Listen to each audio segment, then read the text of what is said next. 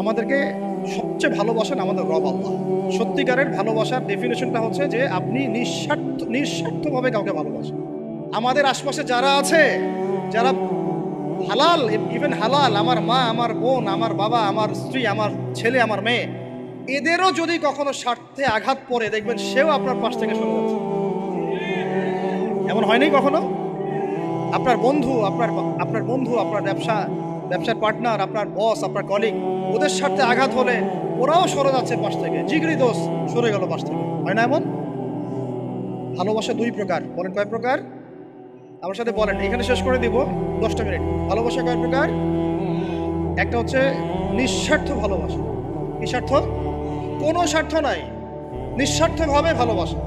একটা হচ্ছে কোনো না কোনো স্বার্থ জড়িত আছে এমন ভালোবাসা।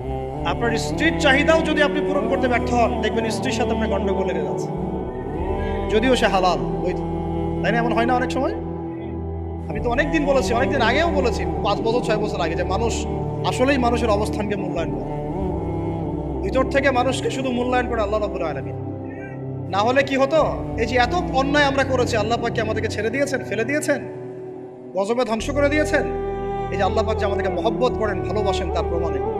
আল্লাহ পাক চান যে আমরা যেন ফিরে আসি। আল্লাহ পাক বলছেন, সারা দুনিয়ার সমান গুনাহও যদি সে করে ফেলে, আসমানের সমানও গুনাহ করে ফেলে, খালি তওবা করে ফিরে আল্লাহকে বলবে, আস্তাগফিরুল্লাহাল্লাযী লা ইলাহা ইল্লা হুয়াল হাইয়ুল কাইয়্যুম ওয়া আতুবু ইলাইহি। আল্লাহ পাক বলছেন, খালেস তওবা করলে গুনাহ তো মাফ করে দিবই, আগের গুনাহগুলোকে নেকি দিয়ে পরিবর্তন করে দিব। না ভালোবাসা না? আল্লাহ পাক সৃষ্টি করেছেন আমাদেরকে ভালোবেসে। কোরআন খোলেন, সূরা সদ পড়েন। সূরা সদের মধ্যে দেখবেন আল্লাহ বলছেন, খালাকতু বিয়াদি মা মানাআকা আল্লা তাসজুদা খালাকতু বিয়াদাই, মানে তুমি ইবলিস কেন তাকে সিজদা করলে না যাকে আমি নিজ হাতে সৃষ্টি করেছি? এটা মহব্বতের বহিঃপ্রকাশ না? আল্লাহ আমাদেরকে নিজ হাতে সৃষ্টি করেছে। আল্লাহ পাকের হাত কেমন এটা আমরা ব্যাখ্যা করতে যাব না। এর হাতের অর্থ কি সেটাও ব্যাখ্যা করার, তাহবিল করার দরকার নাই। কোরআনে আসছে যেভাবে সেভাবে আমরা ঈমান রাখবো, ঠিক আছে ভাই? এখানে আবার অনেকে অনেক তালগোল পাকায় ফেলে এবং বিভ্রান্ত হয়ে এদিকে যাওয়ার দরকার নেই। এখানে বোঝানো হচ্ছে আল্লাহ রাব্বুল আলামিন আমাদেরকে মহব্বত করে সৃষ্টি করেছে। এই পুরো সৃষ্টি জগৎটাই তো আল্লাহর মহব্বতের বহিঃপ্রকাশ। সবকিছু এত নিপুণভাবে চলতেছে, এটা মহব্বতের বহিঃপ্রকাশ না?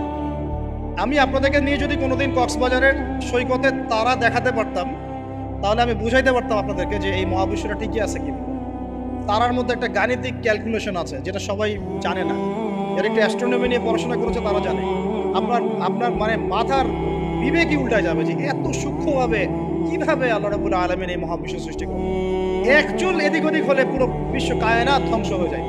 এটা কি আল্লাহ পাকের মহব্বতের পরিপ্রকাশ না? আল্লাহ পাক তো বরং বলেছেন পুরো সৃষ্টি পরিবারটাই আল্লাহর আহাল